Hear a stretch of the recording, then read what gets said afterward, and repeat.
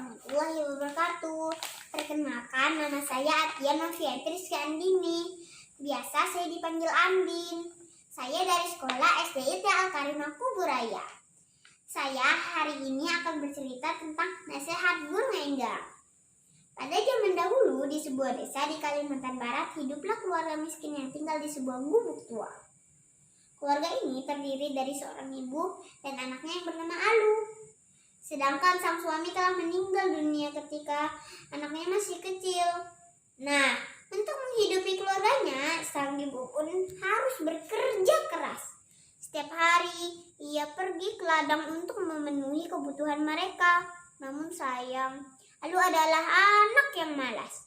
Kerjanya hanya main dan ia selalu tidak peduli dengan nasihat ibunya.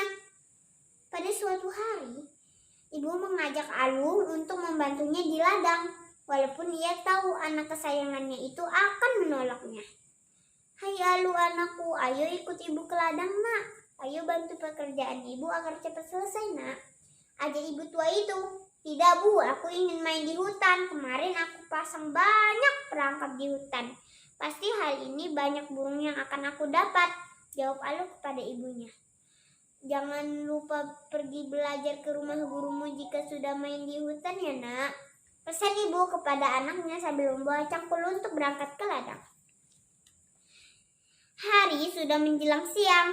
Ibu pulang dari ladang dan menemukan Alu yang sedang asyik menggaruk badannya yang kotor karena ia malas mandi. "Alu, apakah kamu sudah mandi hari ini?" tanya ibu.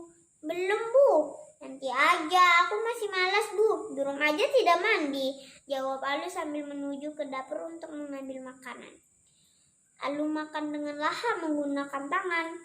Ibu memperhatikan Alu dengan sedih karena Alu selalu membantah apa yang dikatakan oleh ibunya. Ibu sangat terkejut ketika melihat kuku dan dan kaki Alu yang panjang dan kotor. "Astaga Alu, lihat kukumu yang sudah panjang dan kotor itu. Kemari ibu potong dan bersihkan," kata ibu. "Tidak perlu bu, burung juga kukunya panjang," jawab Alu dengan lantang. "Alu anakku, burung dan manusia itu berbeda. Kita manusia harus hidup bersih agar tidak terserang penyakit," nasihat ibu kepada anak. Akhirnya ibu pun masuk ke kamar dan berdoa kepada Tuhan agar Alu diberi petunjuk. Alu tidak mau mendengar nasihat ibunya. Ia malah berlari menuju hutan. Sesampainya di hutan, ia langsung memanjat sebuah pohon tinggi dan bersandar di atas dahannya yang besar. Sesaat itu pula ia berkata dalam hati, biar saja aku tidak suka mandi, biar saja kukuku panjang, aku pun malas untuk membantu ibu di ladang," kata Alu sambil menangis. Setelah lama menangis, ia pun tertidur di atas dahan yang besar itu. Dalam tidurnya, ia bermimpi ia mendengar suara yang memanggilnya. "Alu, Alu, kemarilah, marilah. Aku ada di atas dahan pohon," kata suara itu. Mendengar suara yang memanggilnya, Alu pun terkejut karena ternyata yang memanggilnya adalah seekor burung enggang yang sangat besar. Tidak lama kemudian, ia pun merengek ketakutan dan berkata, burung enggang, aku takut. Tolong ibu," kata Alu sambil mencoba untuk berlari. "Wahai anak kecil, jangan takut. Aku hanya ingin menasehatimu. Naiklah di atas punggungku," kata burung enggang sambil melebarkan sayapnya. Tidak lama kemudian, burung enggang pun membawa Alu untuk terbang dan mengelilingi desa. "Wah, indah sekali desaku ini. Hamparan padi yang hijau, rumah-rumah penduduk yang berderet rapi. Nampak begitu indah dari atas sini. Ayo enggang, bawa aku terbang lebih jauh. Aku ingin melihat desaku dari atas sana." Mendengar teriakan Alu, burung enggang pun menjawab, "Benar Alu, desamu ini memang indah, tapi semua ini akan hilang jika tidak ada yang menjaganya. Maka kamu harus belajar dengan baik agar kamu bisa membangun desamu menjadi lebih baik dan orang-orang dapat hidup makmur." Lihatlah ibumu yang bekerja di ladang itu. Ia bekerja keras agar kamu bisa tetap belajar dan makan yang baik.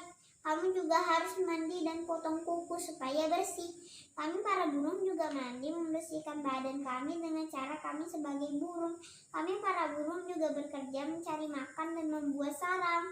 Kami mendengarkan dan melihat apa yang dilakukan orang tua kami. Sehingga ketika kami tumbuh besar, kami tahu bagaimana cara kami mencari makan dan membuat sarang. Jelas burung Enggang sambil terus membawa Alu terbang. Mendengar penjelasan burung Enggang, Alu pun merasa malu. Tidak lama kemudian, Enggang pun berkata, "Alu, sampai di sini dulu ya jalan-jalan kita. Pulanglah dan sayangilah orang tuamu. Ingatlah pesanku," teriak burung Enggang sambil terus terbang tinggi. Tidak lama kemudian, Alu pun terbangun dari mimpinya itu. "Kalau begitu, aku harus pulang dan minta maaf kepada ibu." Alu pun bergegas pulang ke rumah dan meminta maaf kepada ibunya. "Ibu, maafkan Alu ya. Selama ini Alu sudah berbuat jahat sama ibu. Alu tidak mau mendengarkan nasihat ibu. Mulai hari ini, Alu berjanji Alu akan menjadi anak yang baik." Semenjak peristiwa itu, Alu pun berubah menjadi anak yang baik sesuai dengan harapan ibunya. Adapun pesan moral yang dapat kita petik dari cerita ini adalah bahwa kita harus menyayangi orang tua dengan cara belajar dan mendengarkan nasihat mereka. Assalamualaikum warahmatullahi wabarakatuh.